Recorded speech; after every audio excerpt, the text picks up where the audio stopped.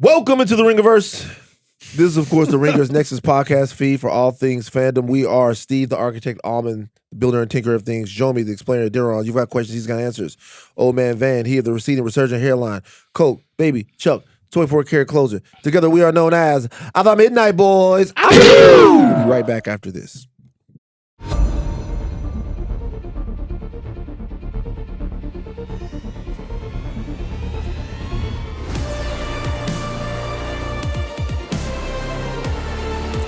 Follow us on socials, Insta, Twitter, Facebook, TikTok. Jomi's job is saved. Jomi, what's going on? My job is social not media? saved. It is saved. My job's not saved. It's saved. There's so much game left. Okay? There's so much work we have to do. There's so much new stuff that we have to do as a team, as a brotherhood. With these skyrocketing gas prices, none of us safe. You see what I'm saying? We live here now. We can't go anywhere else. Anything is possible right now. Let's calm down. Nothing is saved yet. Okay, so how about this? Your job is saved, but you need to ascend. No. If I still need to ascend, then my job's not maybe saved. they're fire. Instead of you Jomi's surviving, can you thrive? It's the difference between job and career. Right. Yeah. Right. So we got Rock'em Sock'em Robots right here. So listen, here's the thing that I learned. Look, guys, we're back in our new digs. It's fun that we're back. Hey, love it here. We already did one show here. This wouldn't be the first show that we've actually done here. That's not the way that works. That would never happen. Because we got to do what? Well, because we We're did the Sinners recording the weekend. Project Hail Mary pod early. We did the This is Sinners our first last time week. in here. We did the Sinners. We did the Sinners one last week, and I that was was the going to first do it time just in like there. I was going to do it just like Charles, but you said you can't do that. Well, you can't do that It's because fine. You know what? No, We're let's letting not you do that. behind Let's the- not do behind that. the curtain. Let's not Sometimes go behind the scheduling, no. you got to do certain episodes first. Technically, this is the first time all the Midnight Boys why have would been. you? But you're ruining the illusion for But the who gives a people. fuck? But you know why you're not ruining it though? Because this episode is going to come out after the other episode, which we're already going to talk about the new studio digs and the other episode. So we're just basically doubling down on it. Because it's great and we love it. You guys are so restrictive. This is a big problem. I want you guys. I to run really a strict work on program. this. How about that? You don't run shit. I run a strict program. Like that's the problem. How about that? You guys, so like the reality is like you guys are lighten up. Who's we? Who's Like- we? like- Okay, from the dude who don't like Filipino food. We're not. I trying don't to like talk- Filipino food. I'm I don't not like trying to- I'm Filipino not trying to food. hear that from I don't you, like man. Indian food. Like give me other cuisines that ever like You basically like no Asian cuisines. No, that's not true. I like Chinese food. You said I like Thai food. You said Japanese food I was like a Thai one-trick food. pony. It's a bruh. one-trick pony. Come Sushi. on, Wait, man. what's the one trick? Sushi. No. It's a one-trick pony. It's Japanese food is way a more one-trick than pony. sushi. Ramen don't exist. Wagyu beef just completely off. Shout out to Wagyu Beef. I watched this thing back in the day on Netflix where they talked about the best beef in the world and like, all this different stuff. They were talking about the fact that Wagyu is actually overrated as beef. The beefs that are raised in Brazil, beefs that are raised in different parts of Europe and stuff like that. Wagyu is great. It's great. It's great, okay? But it's better when it's like chefed up by Americans. America, baby. Keep fucking with us. We'll come over there and take over your fucking beef. Right. Okay. Oh, get to Project Hail. Like, let's go. Come Keep on, fucking come with us if you want to talk about some Japanese. It'll be New Brooklyn over in that bitch. The way we acting right now, God. send Delta Force in there. Keep fucking with us. That's what we do. Christ. That's almost over. I'm sorry, guys. Okay. We're on YouTube. Like, comment, subscribe, share. You can watch every Midnight Boys and House of Art episode on youtube.com/@Ringiverse and also on Spotify. Program reminders.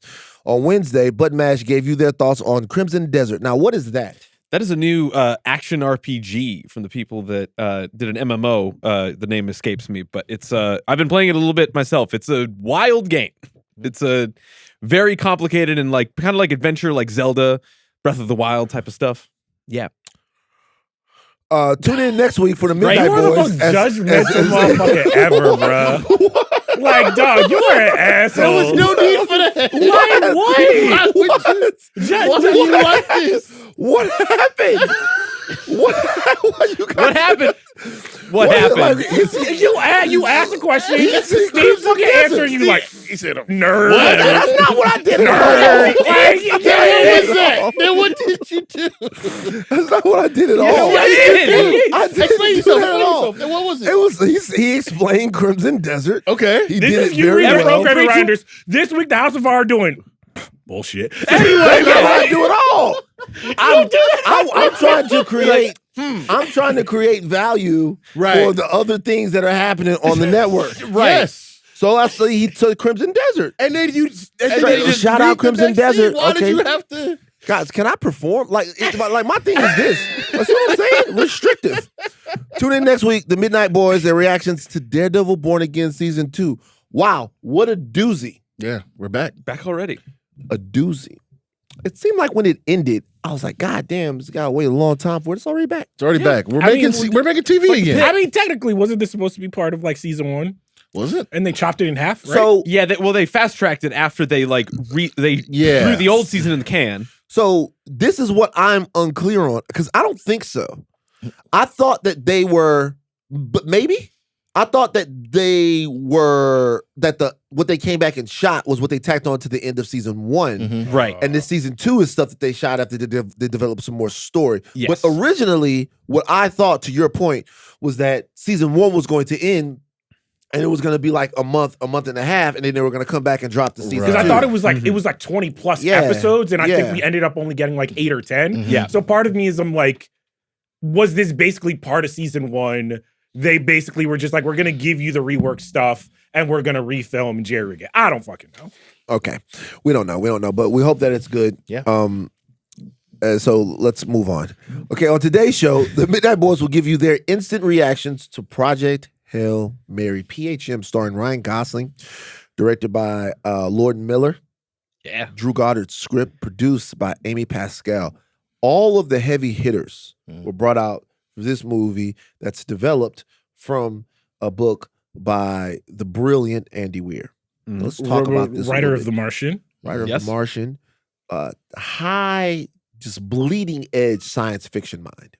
And I also think what's interesting about this is this seems like the first real gambit for Amazon Studios in terms of like big blockbuster theatrical movie making. It seems like they want it to be a success, but they're putting a lot of money into just making this seem like an event. Right? Yeah. The scope of the movie, the promotion behind the movie, this is a big swing. This is what's called a big swing. Now, obviously, this book is a book that a lot of people love, but this is taking a chance on a star, on a concept, and going big. Would you say that this is the first salvo for like blockbuster season? This feels like the first movie that's gonna kind of get us fast tracked into like what I would say is the biggest blockbuster year in recent memory in terms of like big bets that have to work. Odyssey, Dune, Avengers, Spider-Man. Yeah. Supergirl. All right. Let's look at it. Scream, Jackass. Well, Scream didn't. Oh yeah, Jackass. Michael Jackson. Michael Jackson. Scream fucked up already. Scream went triple and aluminum. then Scary Movie. Scary Movie, yeah. Oh boy, are we gonna have to talk about Scary Movie when that comes out? I mean, we might as well. I think we should. We should. So yeah, I mean, why not? Scary Movie's fine. It's I'm into it. Okay, I'm into it. This is like a packed schedule. Mandalorian and Grogu, Toy Story 5, God. Minions 3, Moana, Spider-Man. Okay, all of this stuff is coming out. It's all coming out. Why don't we have a Spider-Man trailer yet? That's 4 months away. It feels weird. Do you guys think they're going to push it back? No. Or is there no? But we haven't had trailers have been kind of breaking late though. Mandalorian and Grogu only recently had their own like full on trailer. We didn't get I mean, this is cutting it close, but remember, I want to say Love and Thunder or one of the Thor movies, we didn't get a trailer till like 4 months before the movie came out. Like, we're cutting it like really close in regards to not seeing a trailer. But I feel like in the next couple of weeks we should see one. All right, so without any more hubbub, let's get into the movie. Spoilers gonna be all throughout this. It's spoilers for the movie, spoilers for the movie, and spoilers for everything. It's a very involved script, very high concept movie. So if you want to be surprised, do not listen to this podcast till after you've seen the movie. We're getting ready to talk about Project Hail Mary. You're listening to a reaction podcast. The spoilers are coming. Chuck, Midnight Manifest. All right, this is your Midnight Manifest for Project Hail Mary, directed by Lord and Miller, written by Drew Goddard, based on the 2021 novel by Andy Weir, starring Ryan Gosling, Sandra Huller, Lionel Boyce, Ken Leung, and Milana Vayntrub. This is going to be very long. Strap in.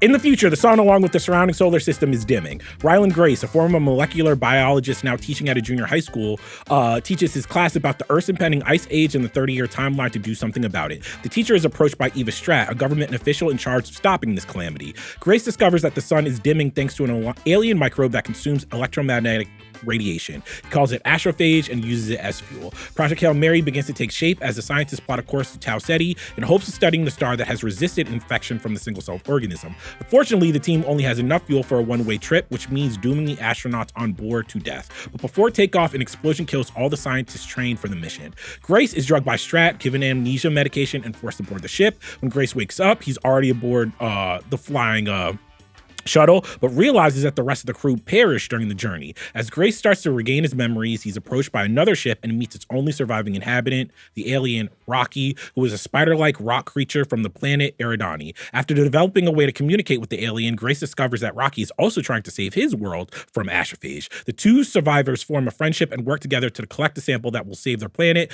Buddy cop hijinks ensue, but when Grace realizes the Talmiba he engineered to save both Earth and Eridani will eat Rocky's ship, the astronaut sacrifices his ride home and goes back to save his pal. By movie's end, both planets are saved, with Grace now living on Erid, teaching the young population about science. That has been your Midnight Manifest.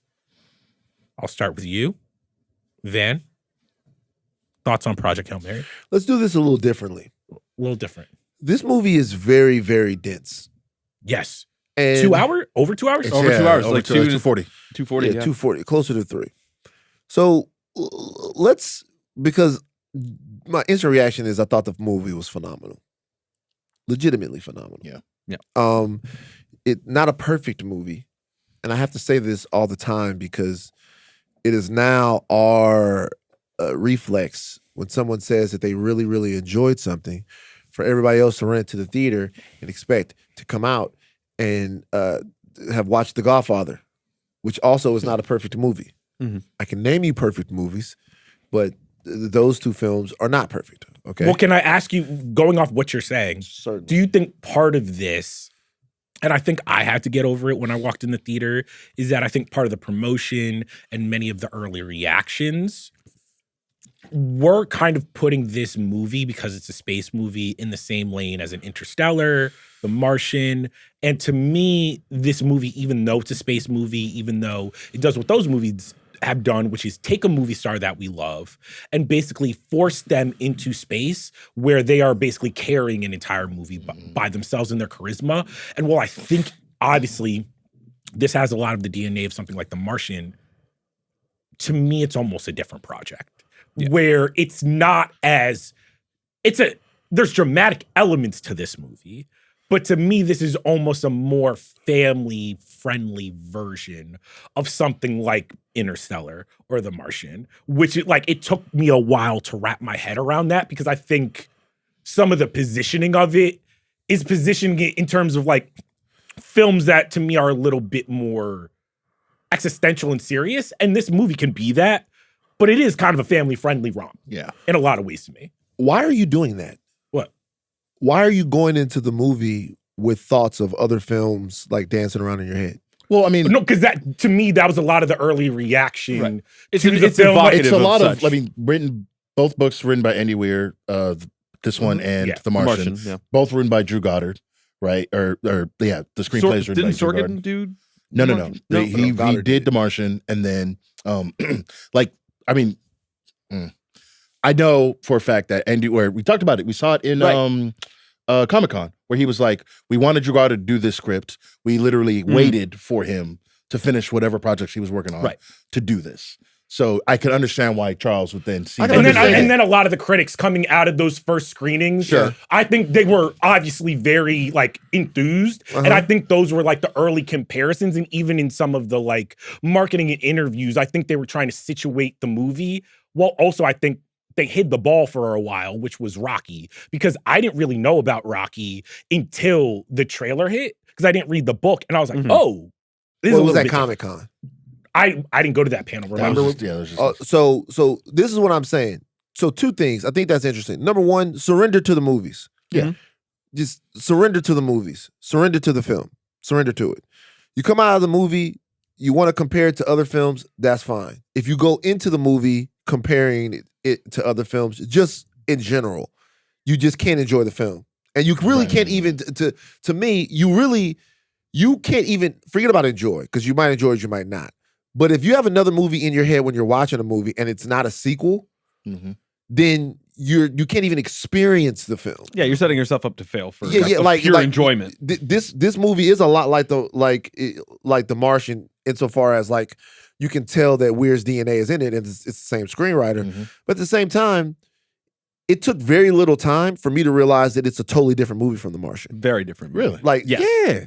Easily. I don't know if it's totally different. I would push back on that. It's conceptually not that different. No. Being that, well, it's conceptually different. It's actually conceptually significantly different. Guy gets stuck in space. Yeah. Well, a guy gets stuck in space, but there's the difference between this and The Martian is that in The Martian, he's trying to save himself. In this movie, he's trying to save everything. Yeah. Right. But to me, they're both process movies, which I think certainly, which I think the author and Goddard are very good. To me, that's the most interesting part. Is like putting someone who was fair, like a botanist in Matt Damon, or Grace, who's just the teacher. He's not supposed to be there, and then using science and their love of science to figure out a solution to a myriad of problems. I think it's a structure that works. That honestly, that comparison to The Martian, I think is not only fair. I think it's why I ended up liking the movie a lot, because I was just like, oh, this is a process movie, and these creators know how to do process movies. I think I'm not being argumentative. I think that like the film itself is, when you look at it, it feels familiar. If you saw The Martian and you love The Martian, right? And I think they know that, which is why they brought some of the team back to kind of, because you need to do some translating here and stuff like that. However, The Martian, for all of its drama, is a light movie. It's light. This movie is not light. No. Like this. It's not? No. Nah. This movie is investigating purpose, loneliness, connection, desperation.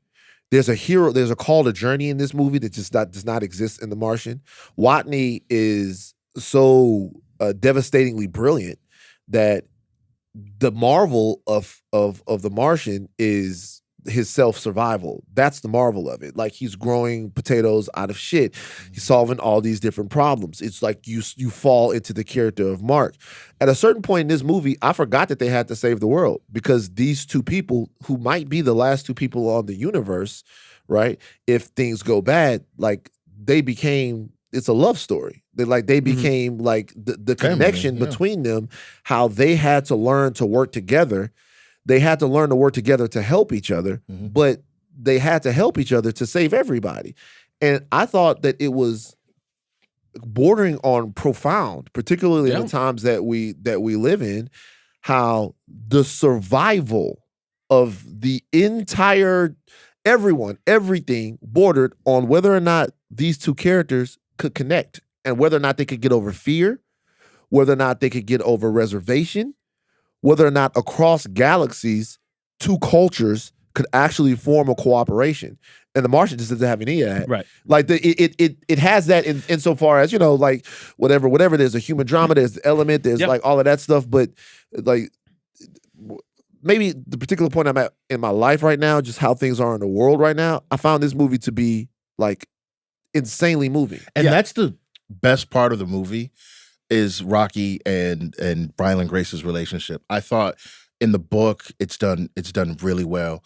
But even like the first time we meet Rocky, or Grace meets Rocky, it starts with like a scary movie stinger, right? Like, he hits his hand on the glass and like the music goes loud. He's supposed to, like, it's like a jump scare, right? But then slowly but surely, when they get more comfortable, when there's more lights, right?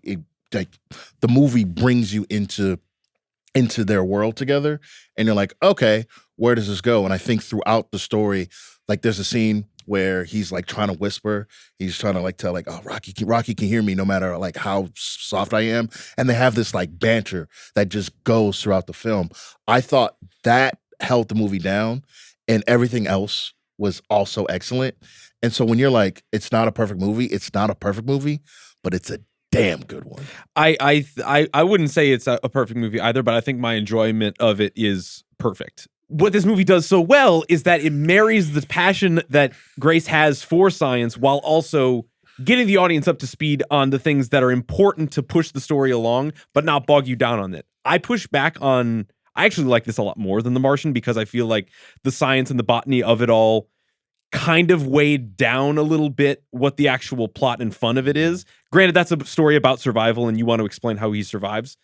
But in this, it's more about, okay, we need a centrifuge because I need gravity to perform these experiments properly. This is how you make gravity in space. Right. And then we move on. Yeah. And now every single time you see that ship spinning, you know exactly what's happening. The movie does a really good job of reorienting itself around Rocky and Grace versus the science. In the book, it does both. There'll be pages of them like figuring out like how far Tau Ceti is from, and we have to do controlled burns and how you figure out this, like all of that is like accurate and interesting, but like at some point I'm like, all right, I don't need to know how a centrifuge works.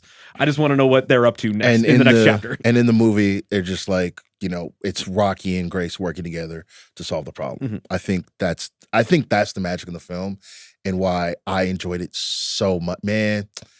The scene, because again, it's all emotional in the book. You're reading it, you can imagine these characters, whatever. But to see it on screen, especially in IMAX, by the way, and I know we did spoiler warning. If you watch, I hope you watch it on IMAX. It's like incredible. When he realizes that the Talmiba goes through the Xenite, that's gonna eat Rocky's ship. That's gonna eat Rocky's ship. Yeah, and I'm just like, yo, man. I know he's gonna go back and save his boy, but in the theater, I'm like, you gotta go get him. You gotta go get him. You gotta go get him. Bring him back. You know, I think the movie just handled that particular relationship with such grace and such care that, like, the other stuff maybe could have fallen short, and I still would have had a good time. But the fact that everything else was on a pretty like equal level in that relationship, his relationship with Strata, like the whole thing just like worked in a way that I think I haven't seen in a movie in a long time. So, even you guys example of something. So there's nothing in this film, you know that the world will be saved. Well, we've had this conversation before. You know that the world will be saved. You know they'll figure out a way to save the world. So the question is, in a movie where you know the ending, any film, I ask you guys this for any film. In a movie where you know the ending, how can you make a journey of enough mystery to where you can still be surprised, right? So here, give me an example. Our lead is a reluctant hero. I don't think reluctant is the right word. He didn't want to be there at all. No. Let me go back. I'm going before this because his hero's journey doesn't start when they ask him to go into space. His hero journey starts when they ask him to come and help them. He doesn't even want to do that, right? So for everyone that doesn't know, our hero is brilliant. He's a disaffected, brilliant man who has chosen to spend his life educating students. And we see that these students, even at the beginning of the movie, have questions about like how long the world has left because this astrophage is eating the sun. The first thing he does is sort of try to placate them a little bit, sort of try to say, hey, everybody in the smartest people in the world are working on this. Things are going to be fine. It's about 30 years away. That doesn't work. That sets up the rest of the film. That doesn't work. Trying to act like this problem isn't existential is not going to work. And that scene is important because the kids keep asking more questions. And the more questions that they ask, the more frightening the answers get. Yeah. That is essentially how this movie will like reconcile itself for the rest of it. The more questions we ask, the more frightening the questions get, and then the more emotionally weighty the questions get. The movie is a film that interrogates the very nature of what you should do.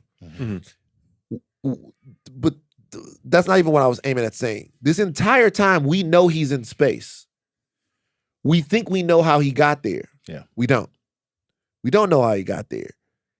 We meet these astronauts that are already passed away, but then we actually meet more astronauts that should have gone. So then the entire time I'm watching the movie, I'm like, well, how the fuck did he get up there? does he make the decision to go up there and sacrifice himself? No, he never did. They made him. Yeah. Like, they made him. To me, this is the central operating program of the movie, which is that throughout all of this shitty stuff, there's still love to be had. Yeah. Like, there's still love to be had. He was kidnapped by his government. You can't do that. That's illegal. Well, actually, not by his government. Not by government. world All government. governments. Yeah, Strat has like unlimited, unchecked power. She can do whatever she wants. Right. So he was forced there. He's a stowaway in space. He could have gone crazy and decided not to do any of this. Yeah. But connection brought him out of his funk. And that's what really was missing from his life. He had decided, for whatever things that had gone wrong in his life, to sever himself from everybody else. Well, I mean, the movie does do a good job of saying that that basically he was ridiculed by the science community, Right. which I think kind of put him in a position where it's like, I think deep down he is a teacher, and I think it says something about his character that like he's teaching children who have not been raised yet to ridicule someone who might have an out there idea like that. But I think that was like a powerful thing of the movie, where it's like part of his hero's journey is reaching out to someone he can't communicate with, to find the humanity within himself, which I think was I think there's a lot of cliche ways to get to that point in most movies. And I think this movie does a very, very great job with how they play with time, how they play with what you know and when you know it. Basically, to your point, being like, wait, but when does the hero decide to actually sacrifice himself? And you realize I'm just like, oh, we're seeing it happen in real time. Yeah. And that's a great part of it. And it's pure structure. It's really nothing, like there isn't any sort of like, yes, the overlying stakes is like the world will die in 30 years, or he might not get home, or he likely won't get home, and he's got to find something to be brave for. But all of the things that the movie structures itself around Grace's journey with not just self-discovery, but the discovery of things to be brave for is entirely so well thought out with this. And it makes for probably the most serious and contemplative movie that Lord and Miller has ever made. I didn't really think that they had this in them. I expected this to be a lot more like silly and funny, and it is, and it's incredibly joyful and outright hilarious at some points, but it's very meaningful and moody and artistic when it wants to be, because the way that Lord and Miller tries to make Grace's emotions a bit more of a thing that's bound to earth, and he's now more focused on the central problem when he's up there in space and alone. I think it's so brilliantly done that when we have this end product, I have the same feeling that I walked away with the book, which is kind of like the purest form of what I think science fiction should be, and it's through connection and common cause people can do anything. It's funny, none of the more emotional, profound stuff worked on me. It was all like, because I think Lord and Miller, what they're actually really good at is when you take 21 Jump Street or the Spider-Verse movies, or how much like kind of the bones of Han Solo, I think they are you get this sense that they are kids playing with toys, where it's just like there is like a freedom, anything can happen, and even in the joke structure, they're just throwing so much stuff at you. And I think I can tell why they were chose for this project, because you need that between Gosling and Rocky. You need that sense of play. I just don't know, like, I was that sad. Like I was never just like, you're up when he's like, I'll give you the shit so you can go back home. Like, I saw my whole crew die, but I'm not gonna let you die. You didn't like fucking. No, he's dead inside. Don't worry about it. Okay, let's talk about Ryan. Let's talk about Ryan Gosling. I was about to say, yeah. All right, so so Ryan Gosling is actually in a lot of ways at a very interesting point in his career. So Barbie in 23, The Fall Guy, which is a good movie. It's a good movie. Good movie. All right. Project Hail Mary, he's got Starfighter coming out, and then he's got something coming out called Love Is Your Life. He's made less movies than you think he has, although he's consistently been in our faces. First Man in 18 was a swing that didn't quite work out. The Gray Man was his first movie in 4 years. After that, it was enjoyable for what it was. Didn't quite work out. Before that, La La Land, Nice Guys, The Big Short. He has Nice like, Guys. all that Cinema. stuff. Ryan Gosling in this role as Grace. Thoughts? Pitch perfect. Absolutely pitch perfect. I don't think that he's been a blue chip stock for a charismatic movie star for like the better part of a decade and a half now. And him solo with a puppet, which by the way, like, love the fact that Rocky's a practical effect. Love that. Voiced by his own puppeteer. He carries it. He carries it perfectly. He's probably one of the best like physical comedy screamers that we have nowadays. And he handles this brilliantly. And it's everything from the way that he chooses to like rest his glasses on his cheek and his jaw and kind of like huddles and like kind of like subverts himself. Like he isn't a chameleon by any means, but you feel comfortable in every single role that he takes on. And I think he's perfect for this. I think I tend to like Ryan Gosling when he is more in like the Drive Blade Runner facet of his career. And I think what Barbie helped him to do is like tap into something where I think like the first time around in his career, maybe he wasn't ready for it, which is just like not only am I going to be the leading man, I'm going to be like the charming leading man. And I think he like made a very, very clear decision to be like, I'm going to take some weird fucking roles and show you my range. And I think it makes sense that he's at this part in his career where it's just like, no, I'm stepping back out here now. Like I'm the person. Fall Guy, Barbie, Project Hail Mary to me all makes sense in terms of like the movie star trajectory. But I think I feel the same way about Brad Pitt. I tend to like Brad Pitt when he less has to be like leading man in front and gets to kind of be a weirdo on the side. Yeah, but and I don't think that makes I think bad. It's like just, we just mentioned that. I think it all comes from Nice Guys. I think you watch Nice Guys and you go, "Oh my gosh, he's the funniest man on earth." He's always done the roles like this. I'm not. Like, no. The Crazy Stupid Love, all of that. Yeah, stuff. but you're right.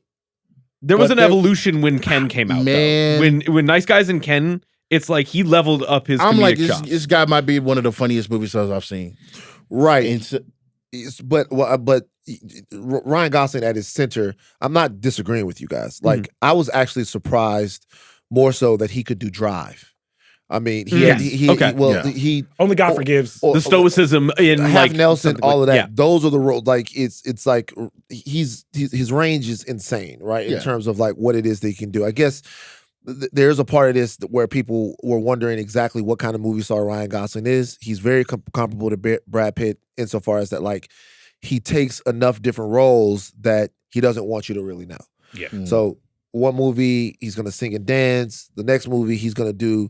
There are not a lot of guys who would play the Ken role because it's a Barbie movie and you play Ken and you come in there and you have to do what you have to do to kind of steal the scenes that you're in when the movie's oriented around the Barbie character.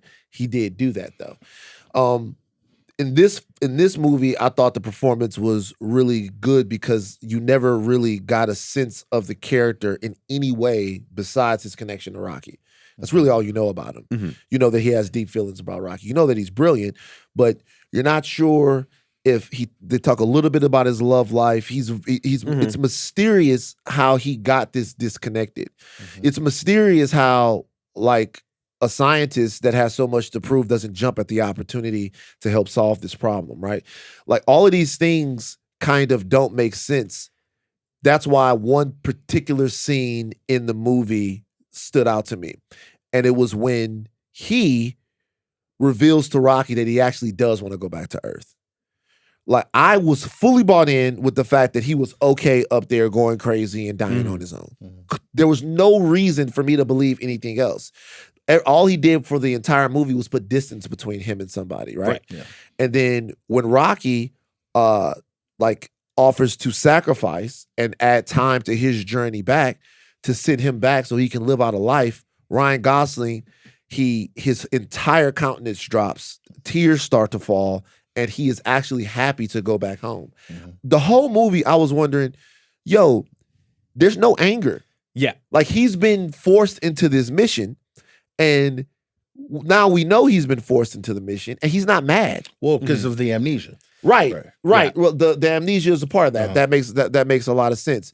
But like when he actually decides that he wants to go back to Earth, I was like, oh my God, a human being.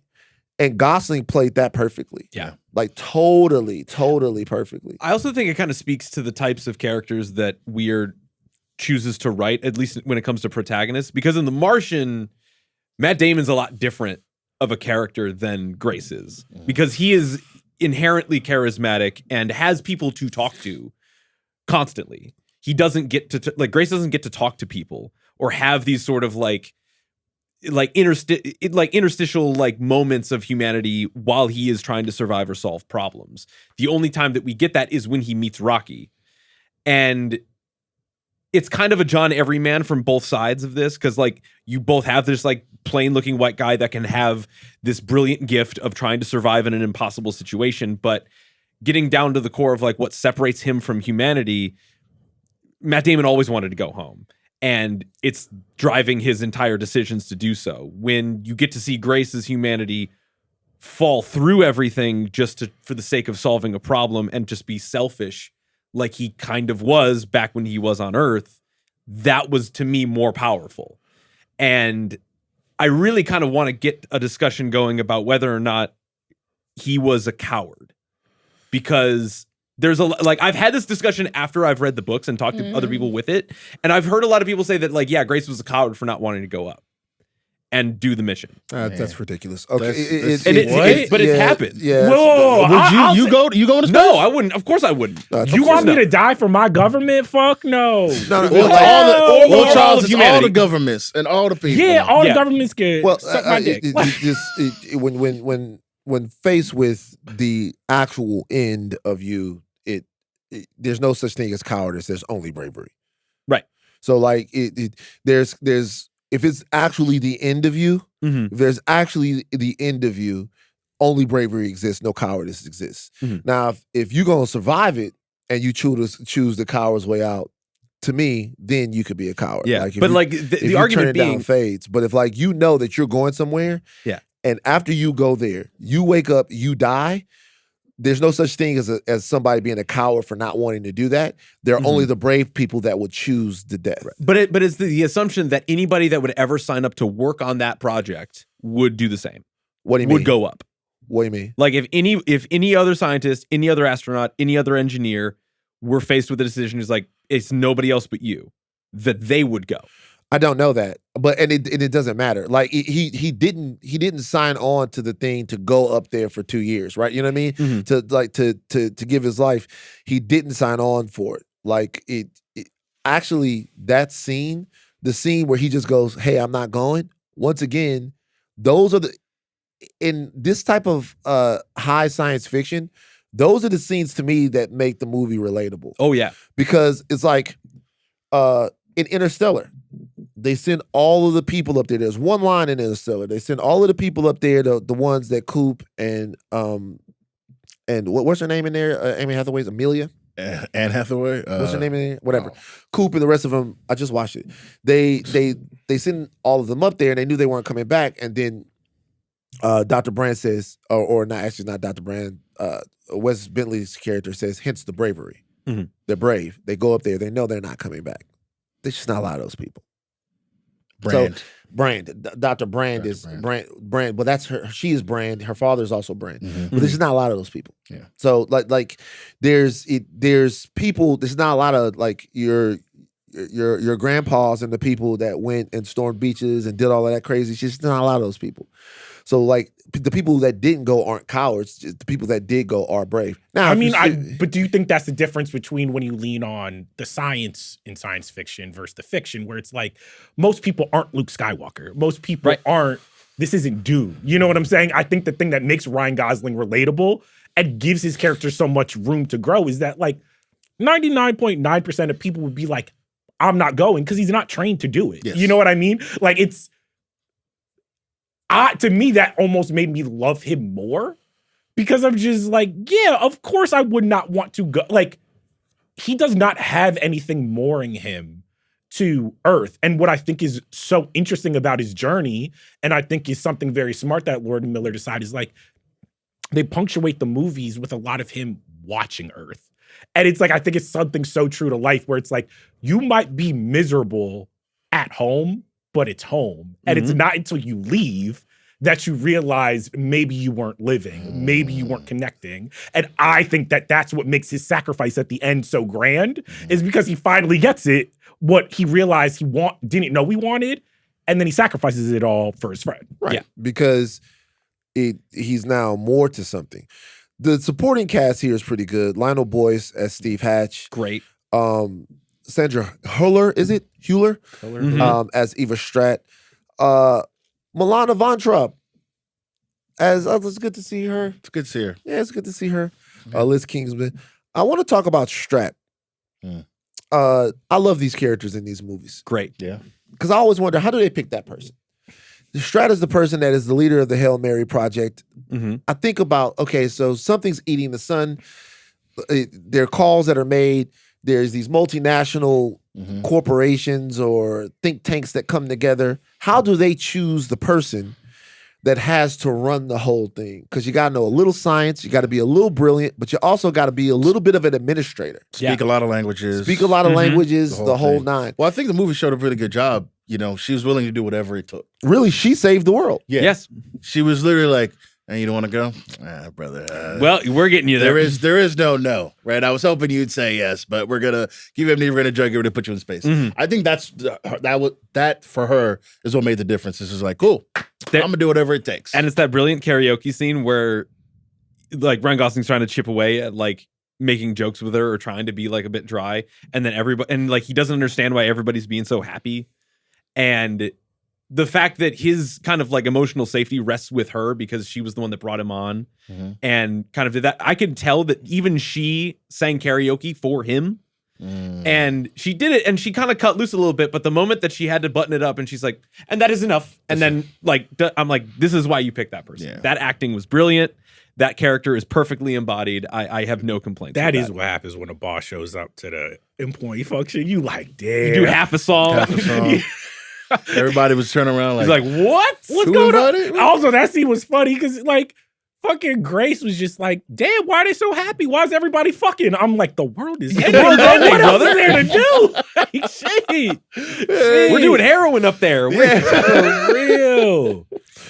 You know, we haven't talked that much about Rocky. I love Rocky. I love Rocky so much. That character is easy to fuck up. Yeah. Yes. Especially with how cynical things are now with movie-going fans and stuff like that. The swing, obviously this comes from the book, it's a well-established IP, but the swing of having to make audiences care about a non-humanoid creature that doesn't have a face, and you're only really experiencing this creature, this guy, through his connection to a human being. It's a pretty big swing nowadays for me. To me, it's just like everybody's so down on everything, and like we're all so grounded that I was just surprised at all of the dancing stuff, making of the space. I'm surprised that it worked so well. It worked so well. I think part of that is, we talked about earlier, the practicality of Rocky, right? The fact that like you can tell that they were both there and that Rocky was in those scenes with Ryan Gosling.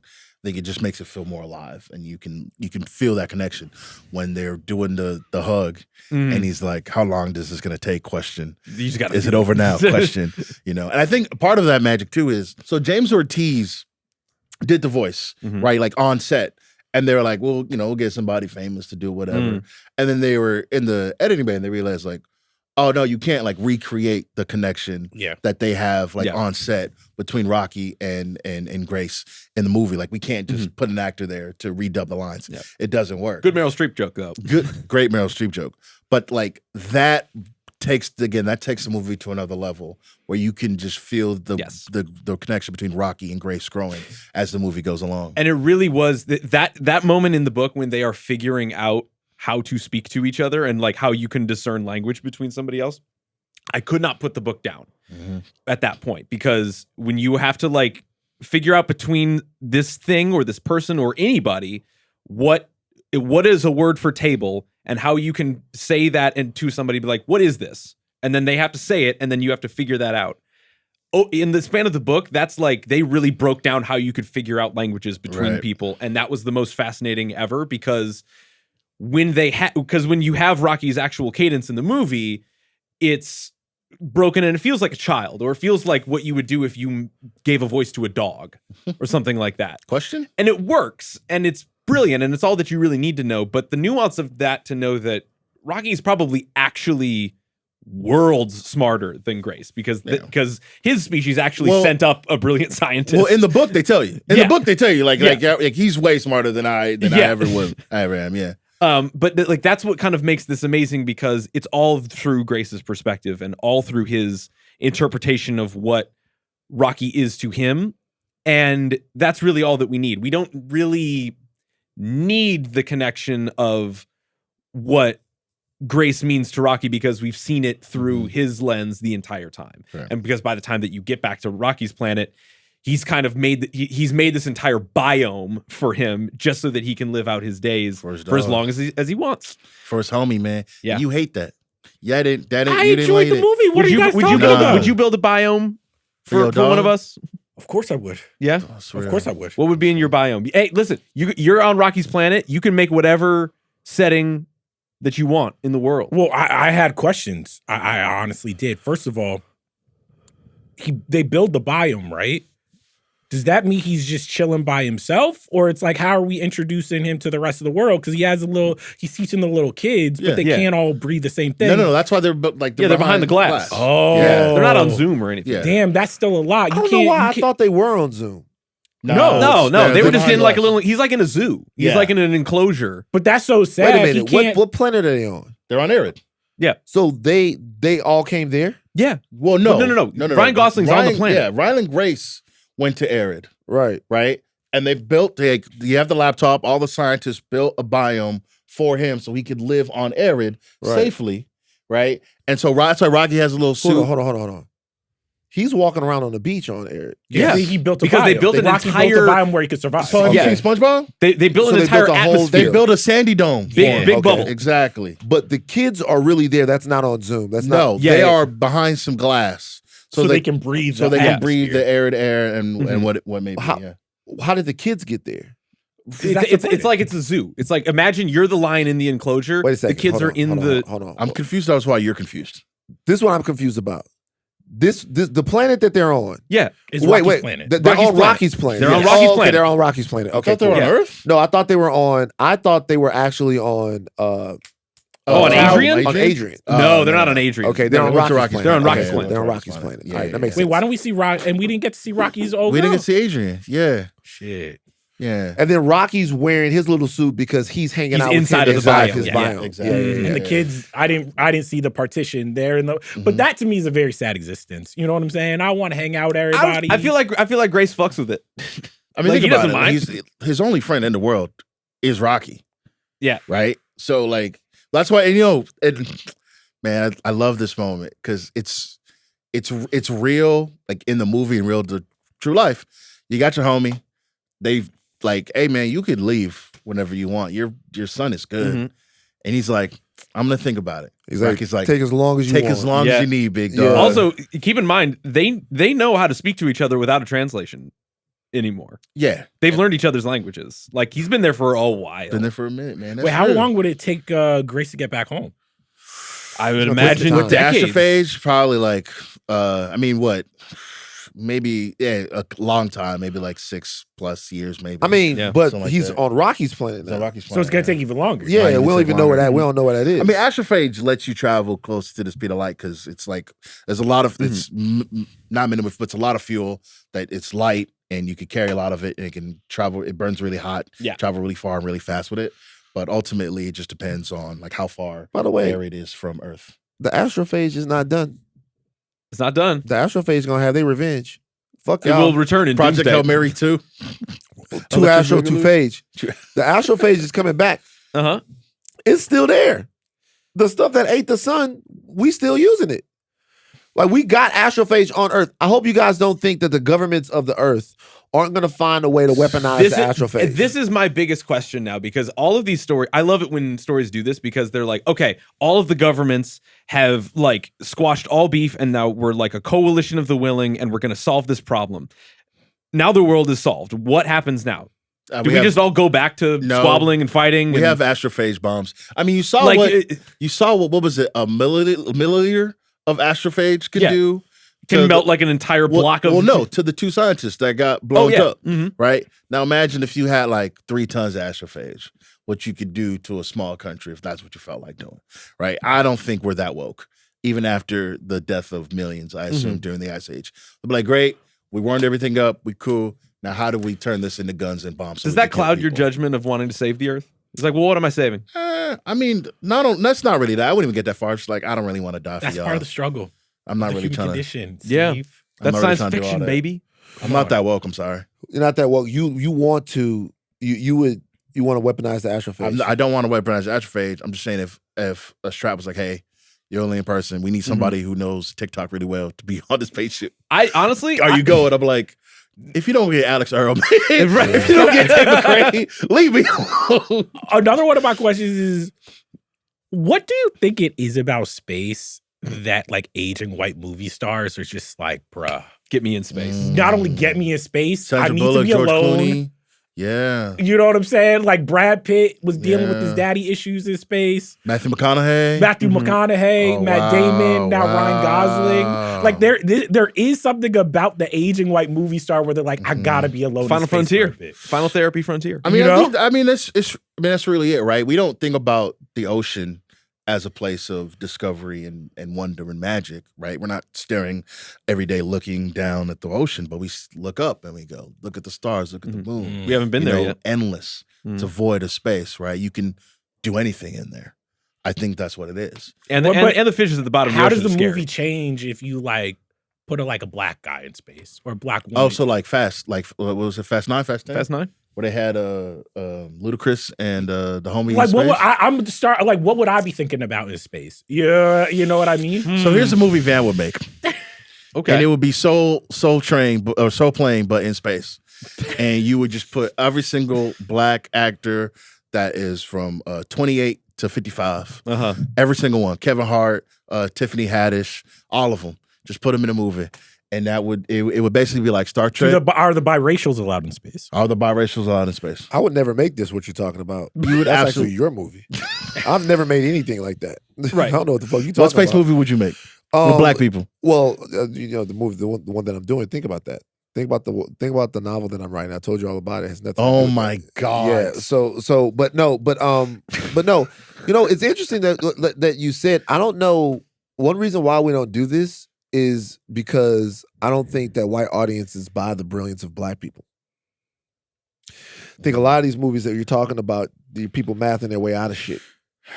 You put Will Smith or one of these people up there, like, and not to make this serious and weighty, you put Will Smith up there, you put somebody else up there, people can start asking questions. It's like, we ain't never seen no niggas get no Nobel Prizes for no shit like this.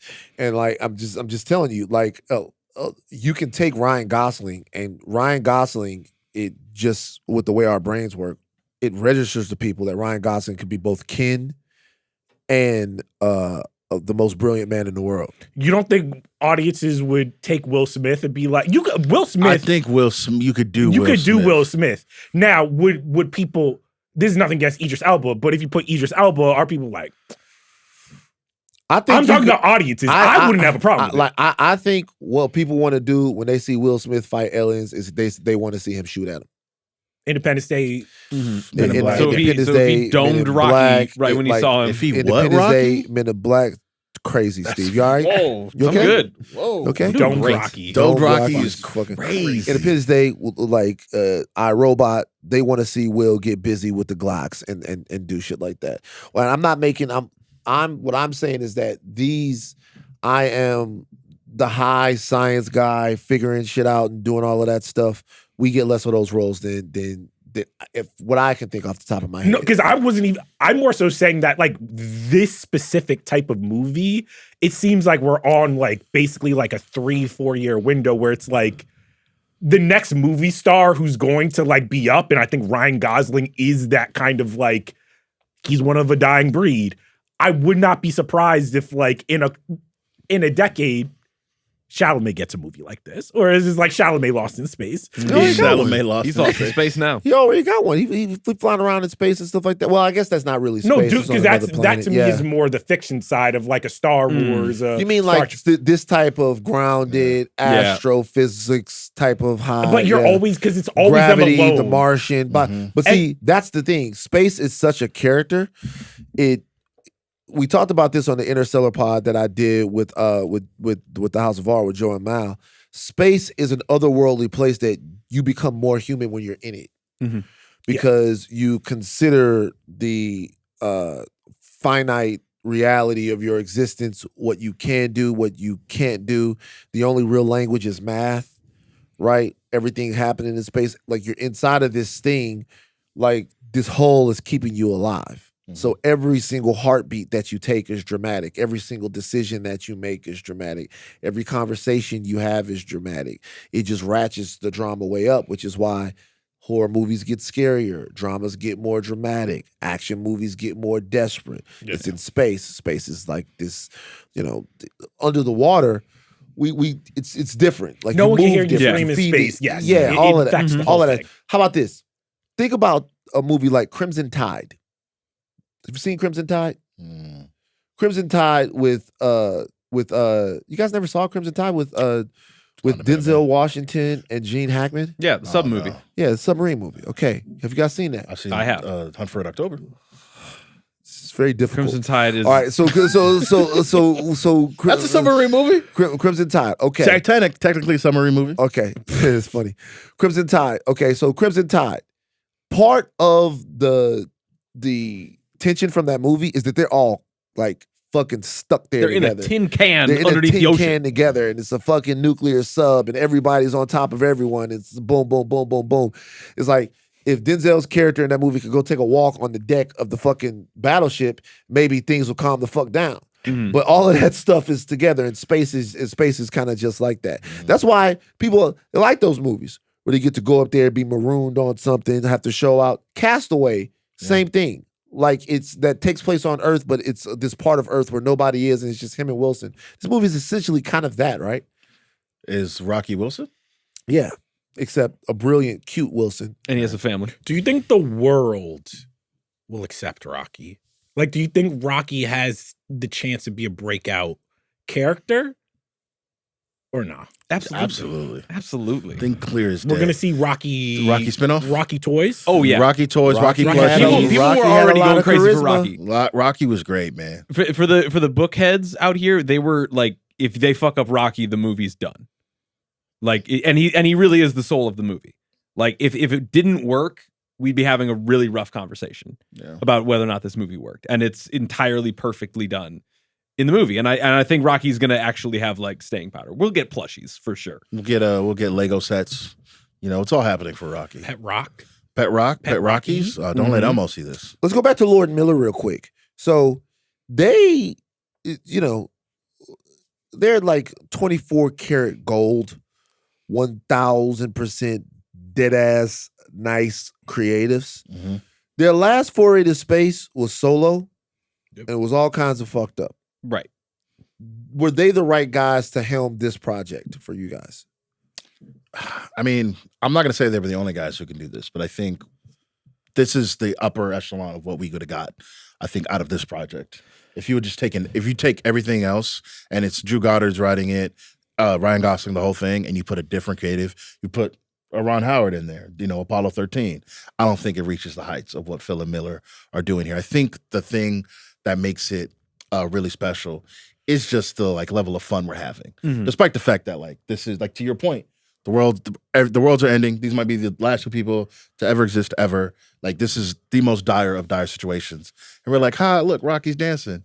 Look at their connection. We're not really thinking about the implications of what they're set to do until we go back to the flashback. I think their sensibilities were perfect for this film, and they made it what it is. This is the first movie they've directed since 2014. They were locked in. That's why we can't get the new Spider-Verse movie, man, because they in the lab. This is the first movie that they've done since 22 Jump Street. Now, you have Spider-Verse, which is, Phil Lord writing it. The Lego movies, them writing across the Spider-Verse. The writing is there, but that's animated, so they have different animation directors that are in there that are doing that. Solo, they're uncredited directors if they did some significant part of it, but then Ron Howard was brought in. But as far as boom to boom, the entire deal, this is their first movie in over 10 years. It's weird because I define a lot of Lord and Miller's style and sentiment based on their comedic chops because of the Jump Street movies, and even in an indirect way, the Spider-Verse films, because there's a punchiness, there's a lightheartedness and fun that they do so very well that feels essentially them. And I'm not saying that this movie doesn't have it, but it certainly has a lot more of a like seriousness to it. Not to say that it's not funny, not to say that it's not joyous, but like there's an artistic like gravitas and deftness that I have not seen them deploy ever really with this movie. Interesting. And it doesn't feel like it's not them, but it really is a different level that I did not know that they were capable of. It's great, but it doesn't exactly feel like necessarily them. And like to Jomi's point, I don't think that they were the only ones, but they certainly were perfect matches for this. Yeah. I feel like their prints were all over. I could just tell in terms of, there was actually moments where I think they're such comedic writers. And I think they weren't the only directors, but I could tell why you would go to them.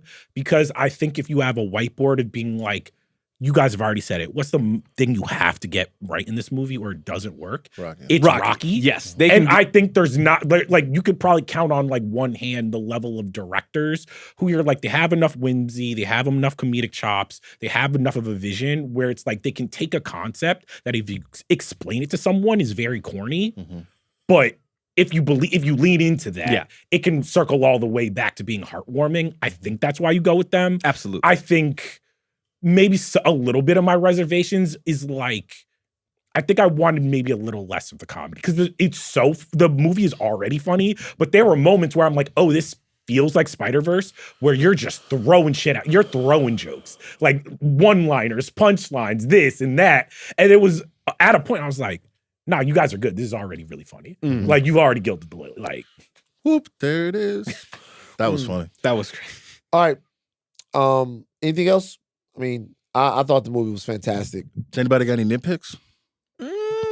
Nitpicks. I mean, the movie's long. No, Too long? I'm good. It's propulsive. It doesn't feel slow at any The point. movie's a little long. But I mean, my big review for this is I'm just like, when I finished the movie, I was like, oh, I like that movie. Like, it's like, I don't know if this movie was transformational for me, but in terms of just like, it's getting warmer in LA, sitting in a theater, watching something that transports you, being able to laugh, being like, oh, how did they do that? Even just like we didn't really talk about the design of the movie that much, but just Lord and Miller have been very, very clear about like wanting to do practical effects, wanting to keep Rocky in with Gosling and all that stuff. I was like, oh, this is a great looking movie. It's a well-designed movie. It's structurally, it's a great movie. For all of my nitpicks and misgivings, I'm just like, I want more blockbusters that feel this assured, and I can walk out being like, I had a fun time. Right. Very true.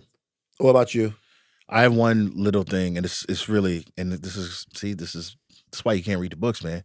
So at the end, we have to do book corner for you guys who read the book. I mean, we incorporated most of it. I really like, as a lover of the books, I really don't have that many complaints. But Jomi, please. My only thing is the Beatles just show up. They don't explain the Beatles in the book. There's this fun, and like it's really not a nitpick, but I wish they would have like explained the Beatles because that scene in the book, there's a guy named I want to say his name's Carl Strauss, and he's the only person who can like match Ryland Grace's like enthusiasm for science. Yeah, but he's also just like a talkative SOB, and they just like it's a really funny like couple pages where they're going back and forth, and this is the only time like Ryland Grace is like, I'm actually annoyed by somebody who knows about science. Because in the rest of the movie and the books, they're all pretty much like Strat and very much like everybody's like straight laced scientists, except for Dubois and Shawty, you know what I'm saying? Getting it on. But for the most part, everybody's straight laced. And this is the one guy who's like, I named them after the Beatles, and here's a Beatles reference. Here's a Beatles reference. Ryland's like, yo, shut the fuck up. I want to go home. Don't do it, please. Right. But they just show up, and I'm like, oh yeah, I know that from the book. But ultimately, when I was watching, I was trying to think of like what musical group would I name the little things going back to Earth? Like, would I do like Quavo, Offset? I was say Migos, man, Migos. Would I do some RZA, Jizza, Old Dirty Bastard? I mean, if you had 20 capsules to do back, then you would have to do the whole Wu-Tang Clan. But I'm trying to think now. It'd probably be sports for me, man. Sports? Wait, who? I would probably be. It'd probably be like Kobe, Bron, MJ, Shaq. You gonna send the Braun one? I'm gonna send the brown one. Yeah. All right. I'm gonna say, yeah, why not? Why not? What's wrong with that? It's only gonna get there 4 out of 9 times. Oh my God. Right. Oh God. Nice. Jeez. Oh, All right. Well, actually, please. this is because I was watching The Martian before I got here. My last question. I love the sci-fi movies when they be eating the space food. That Yeah. shit.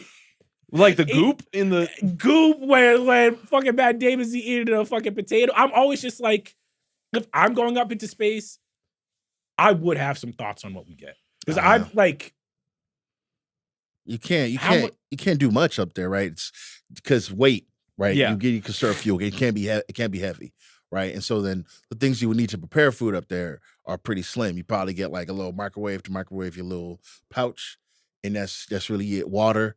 You know, you got to conserve that as well. So there's not a lot of but what type of cuisines can we get? Puff puff? Can we get jollof rice? Well, we're gonna get Italian food because that's the only food that's ever been good. Ever Yes. in Yeah, the that's the history only of time. food. That's the one that we send out. So it's literally gonna be You the put it on the package. gold record to You send know to the space. packets of food that they be giving at Olive Garden where they be like in the back, like, yeah, it's homemade, but we just got it out of the plastic. Exactly. Hey, when you I'll- hear your I'll family, explain when you this hear to your you family, guys. That's what you get. We talked about world cuisines, and I looked up a list of the top 5 From world the most cuisines. random websites ever. Not most Websites random. I've never even heard of. Condé Nast Traveler. I don't know if you've never heard of them before, but Condé Nast is a conglomerate that has a lot of different I magazines. mean, the racist. you know what? I'm not even gonna. I said it. The racism. You were like, you're reading the Condé list and be like, yeah, Jomi, I don't see Nigeria. I'm like, yeah, it's Condé Nast. Yeah, motherfucker. Condé Like, Nast. of course. I looked up a bunch of different places. The Midnight Boys were shocked that Italian food was ranked amongst one of the All right, world's this is- top all right, 5 Cap. cuisines. This is revisionist history. This This is is such nasty. revisionist history. This is cap. Because Aleya and us, I we said- were just I like, you were shocked that Hold we on, were just like wait. Italian cuisine not in our top. No, that's that's not. No, that's All not right, what happened. all right, What happened all right, was all right. I went back because I didn't say anything about Italian cuisine. I went because I said I didn't like Filipino food. I said out of that. nowhere, by the way, unprompted. That's not what happened at all. Are you guys fucking insane? Like, How are we back here? hold on. What, All are you- roads lead back. have you guys actually gone crazy? That's not what happened. I said that I went to an AAPI party, Mm-hmm. right? For Lunar New Year. Like I went to a Lunar New Year deal, Yeah. and I was talking about the fact that I was with some Filipino people, and I was asked about the Filipino food, not unprompted at all. That happened legitimately an hour and a half, 2 hours ago, and you just totally fucked it. Like I was asked, and I said I didn't like it that much. You Like, said you didn't like what specifically? I said I didn't like it. I said- Texture. The chicken adobo you liked. yeah, I said I did not like it. That is what Chicken happened. adobo is. No, chicken adobo I liked. I was about to But say. you didn't like the of all lumpia? Yeah. So I said I did not like it. No, he didn't like the Nah. texture of Indian food. food. And so then we have this whole conversation about world cuisines and Yeah. stuff like that. Right. Because everybody goes, you don't like Filipino food, you don't like this, you don't like all of this stuff. First of all, I am from Louisiana. I am not as adventurous with other cuisines of the world as other I people think that's might really be. what it is. And Yeah. but I that's what it said is. that though. But I will say, you obviously, you're talking to me. You can dislike whatever, but sometimes you just like walk because this happens a lot. You just like, no cuisine I don't like, and I'm like, damn, I we got never- Indian people here, we got Greek people I here. think We it's got First of for all, me. I- For I- me, it's the Japanese cuisine's a one-trick It's pony. a bunch of that is That's crazy. not true. That That's was not true. insane. I'm not a ramen guy. So Okay. I'm not a ramen guy. But you That could be doesn't having mean anything else. ramen. That, okay, that can- when I both brought things it can up, be I said true. when I'm thinking about Japanese cuisine, I'm thinking about sushi. That's the whole thing. and it's so much. They more Don't do you than think other that's that. a little stuff. reductive though? That's extremely reductive. But it doesn't matter because What would you do if like a Japanese person? When I think of Black American cuisine, I think of fried chicken. I would say to them, first of all, I would say to them, What would you say? I would say to them, go with God. If that's the only Really? yeah. Oh, you're not saying no. You like Hold on. First of all, this is really interesting. Okay, first of all, I don't owe it to any other culture to try their food. Number one, can we agree on that? okay, yes, Sure. Can we agree on that? yes, Sure. Yeah. Okay. Uh-huh. Okay. So can we agree on the second point that I only have to eat what I like?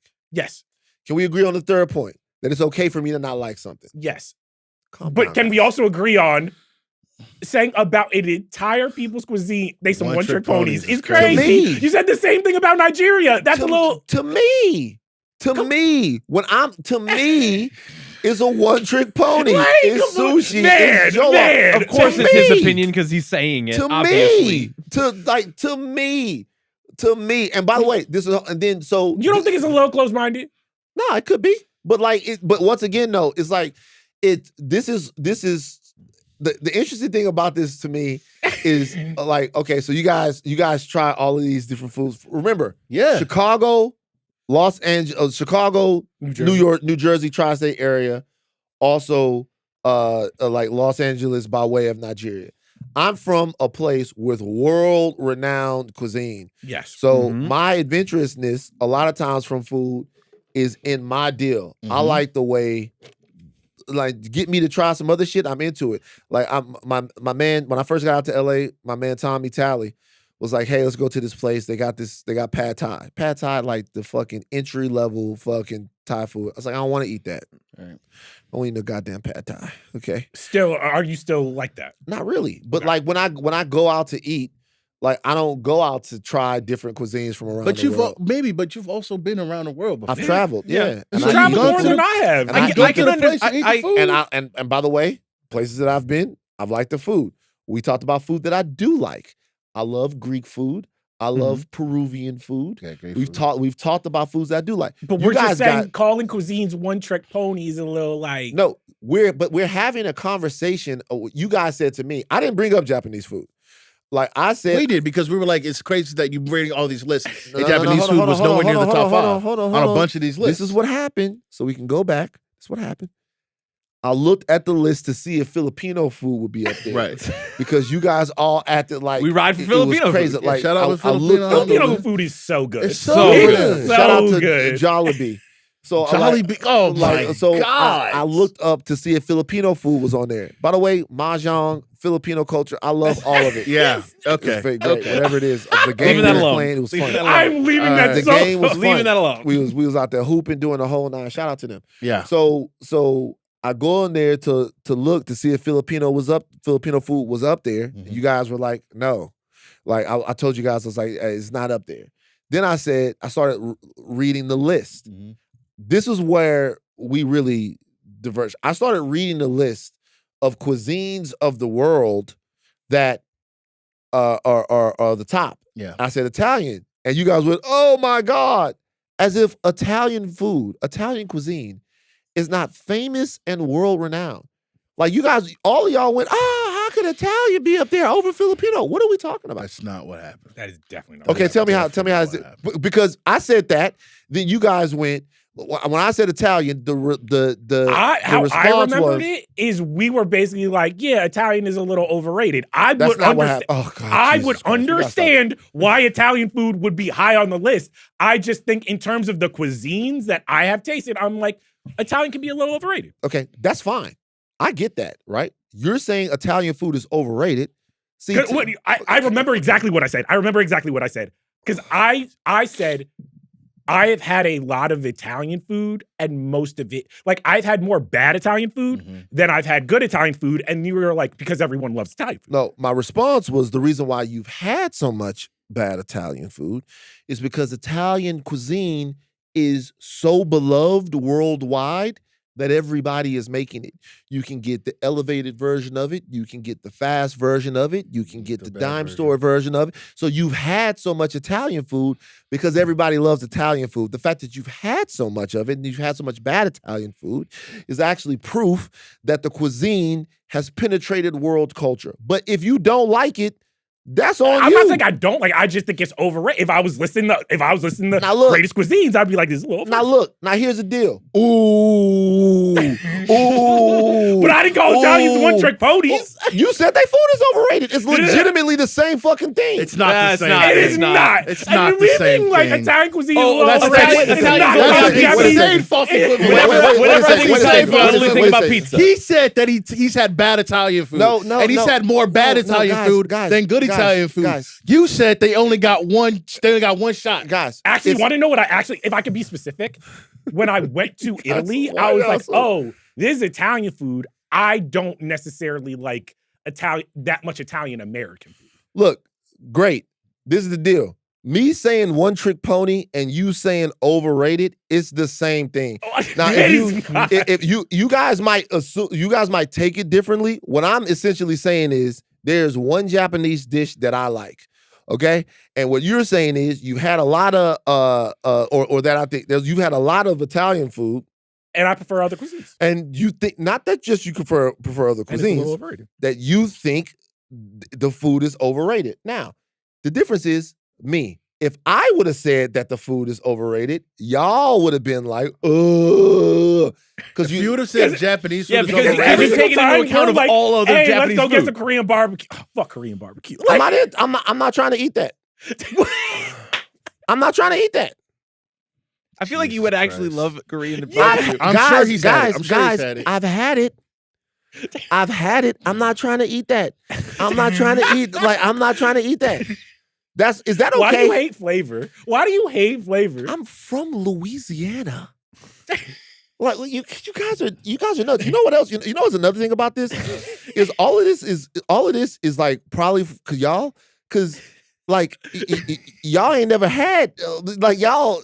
Okay, I want to go this. I'm from Louisiana. I was born a flavor. Everything has flavor. You're from Flavortown. Like I'm from Flavortown. You and Guy Fieri like I'm from Louisiana. Like I don't. Like like you go to different places. I don't want to displace it, but you go to were you about to diss Chicago? No, you go to different places and you ask people what you have to eat, and they say you have to have this fucking hot dog. That's not what you have to eat that's not what you have to eat when you come to Louisiana. You don't have to eat the hot dog or the fried chicken. You have to eat something that somebody cooked down over 2 hours, and that has all of these different ingredients and has all of these different influences. Don't matter what it is. If it's etouffee, if it's jambalaya, if it's gumbo, whatever the fuck it is, it's fucking witchcraft that's in the food. So like, yeah, I maybe am just cool with that. Okay. Maybe that's the thing. Maybe we just need to get a witch to put a hex on every dish you make. Whatever. Like all I'm saying is this. It's not a diss. I'm me saying I don't like it. It's not Japanese a diss. people are some one-trick ponies. Yeah. To say that somebody's food is overrated is also a diss. I don't understand. Like they're both disses, but one I can understand. Like one I could take. If you said, if it'd be like if you call Steph Curry, he only shoot 3-pointers.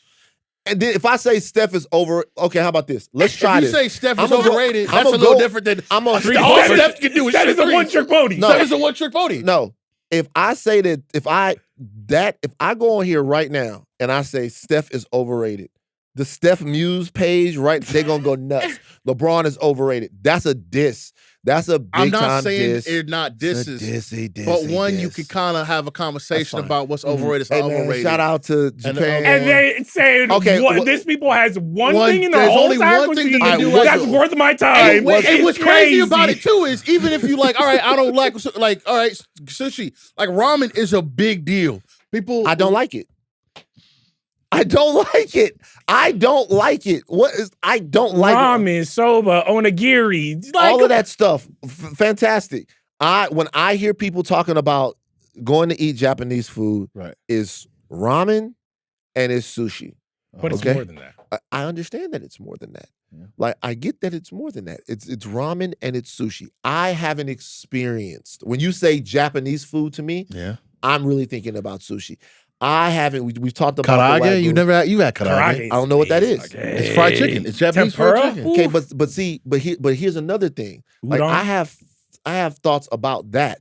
Well, yeah. So. Okay, so in 1945. No, it's not 1945. It's like to me, somebody else's take on your food is not their food. What do you mean? Okay, no, it's like we're talking about techniques, though. No, somebody else's. Let's break it down. Okay, to me, so if everybody has a take on the cuisine, right? You can have a take on the cuisine. Yeah, you can't make pizza that's not Italian. It's Italian food. You can't make pizza that's not Italian. Pizza is a dish, and I would say fried chicken is a dish. Yes, but frying food to me is a method where so many cultures have their own methods for how they fry food. That's true. What I am saying is frying chicken in the way that it's being exported around the world is taking an American cuisine, a Southern American cuisine, fried chicken, and then doing it their way. That's fine.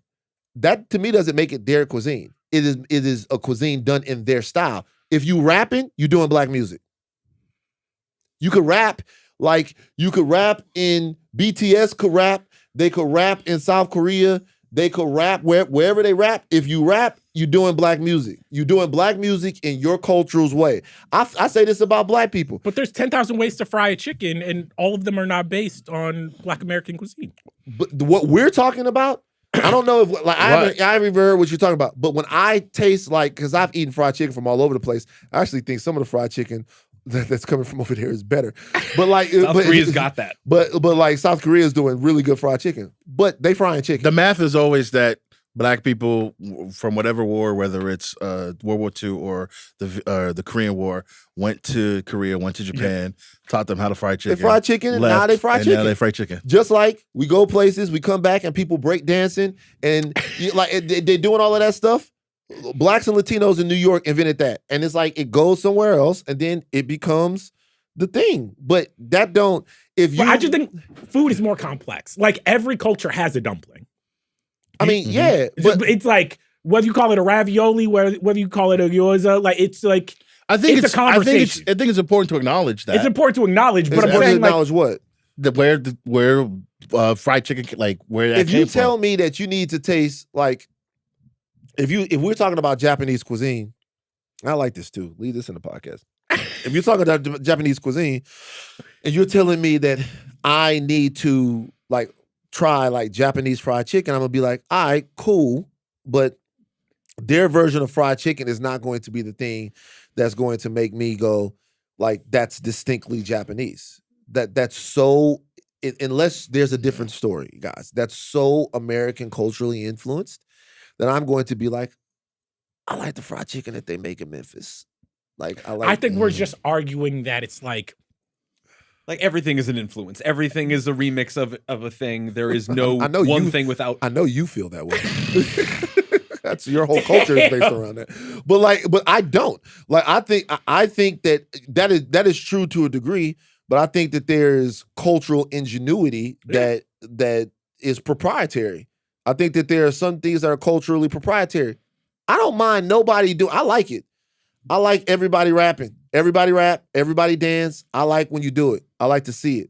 I like the Jabberwockies. Okay, so Jabberwockies. Hey, end the podcast. What? All right, man. The Jabberwockies. I'm not one of those people. You said I like the Jabberwockies. I like the Jabberwockies. What did they do? I'm not one of those people that look at people and go, they shouldn't be doing our dances. Because if that's the case, then it's so funny. I had this conversation one time in Atlanta. This dude that was telling me about how everybody was stealing the swag of black people. And I was like, what does your shirt say? And he was like, Gucci. I was like, it's like a super old Italian brand. Your clothes are Gucci. You fucking got the mirror. You just the whole nine. But the way I wear it is, I'm like, it's the same argument. Right, you know what I'm saying? It's like all of this culture. Like you want the Petit Philippe. There's one place in Switzerland where it's a dude sitting down, like everybody's like making those watches. That type of watch craftsmanship comes from that place. We all share in all of this, but it does have an owner. That's somebody owns it. Somebody came up with it. Somebody made it up. There are different influences and stuff like that. But that's your culture, and that's the deal. But back to the food. People like Italian food worldwide. Yeah. Right. And Italian food worldwide is if y'all act like people don't like Italian food or like it's crazy that Italian food is in the top 5, I understand that. Apparently, karaage is a Japanese style fried chicken with roots in 16th century Portuguese techniques and 1920s Chinese cuisine. There you go. So are we saying that now frying technique? It's like, is it from the Portuguese? There you go. Whatever. Like when I'm telling you that's even that being what it is, I actually don't associate that with Japanese food. I associate fried chicken with South, the culture here in the South. So it only belongs to them. Nobody else can have it. I'm not saying that. What I'm saying is that if you tell me that I need to taste another culture's fried chicken, I am not going to be super crazy about it. I like it, but that's Americanized to me. Yeah. Something that's not Americanized to me is like sushi. Something that's not Americanized to me is stuff that comes from the place and like they have special technique and all that stuff like that. That's Americanized. You know what we should do? But karate, that is his technique. They've been Guys, studying that for years. guys. Do it. All this infighting. We're supposed to be brothers. We're supposed to love each other. What? Okay? How about this? The one food we can all agree upon. Delicious, tasty, fire. Chinese food. Chinese food is great. Let's go. And by the way, let's all go together. The world can agree. Oh, right. Let's wrap this up. Because you know what? Chinese, not a one-trick pony. Chinese got Chinese got different types of noodles. Chinese got different types of chicken. Chinese got beef and broccoli. Saying Japan doesn't have different type of noodles is insane. Like Chinese got noodles that I like. How about that? Chinese got. That's what you should. That's what you should say. That's what Chinese got. Right. That's what. And is all different types of chicken. Is Chinese food not more versatile than Japanese food? No, I can't say that. No, you can't. It's all right, cool. Chinese food not more versatile? Nah, man, I don't know. Man. Okay. You don't even get the real Chinese food in America. Well, it depends on where you go. Depends on where you go. San Gabriel Depends where you Valley. go. I go down there. Okay. You can go to Chinatown, find some good stuff. Like it might be a little Americanized, but they got some stuff. Yeah. They got some stuff. So it's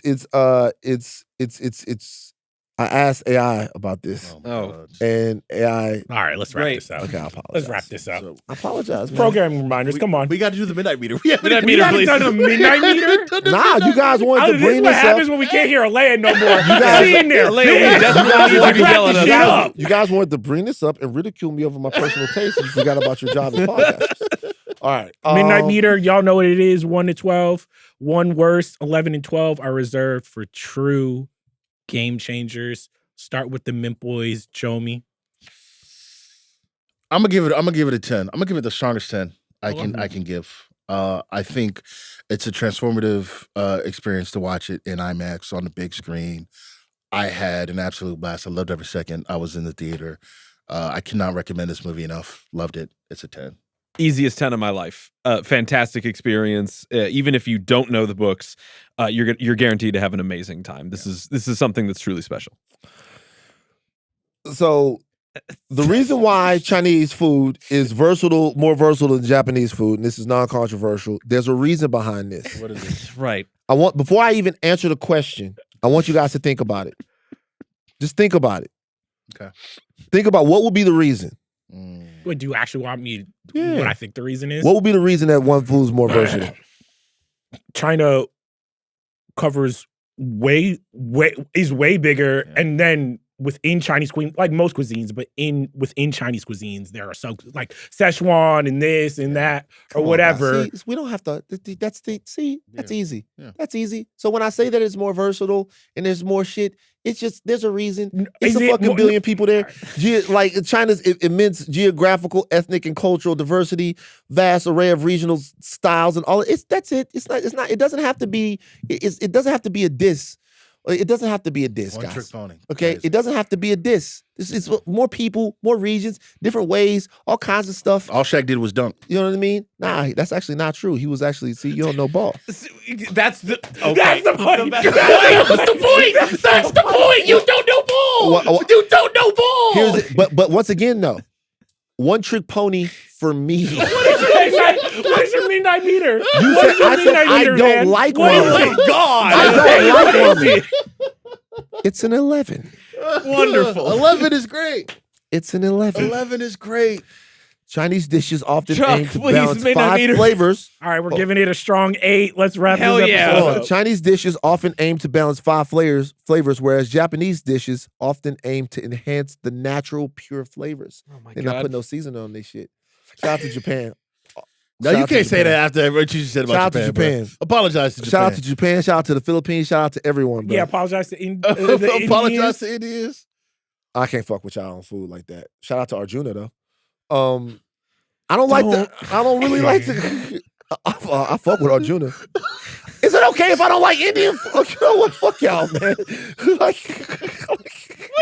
fuck with Arjuna, man. I don't know if I fuck with Aleya. These my people. Oh my God. Like, and Aleya. I said Aleya, Vikram. These are my people, man. I hope they're screaming in the booth right now. Listing every Indian person that works. I fuck with. These are my people. I don't know what the hell to tell y'all. You like but y'all, I didn't say that, bro. Like, bro, I've had I didn't say that. I just said I don't like the Indian food. Come on, brother.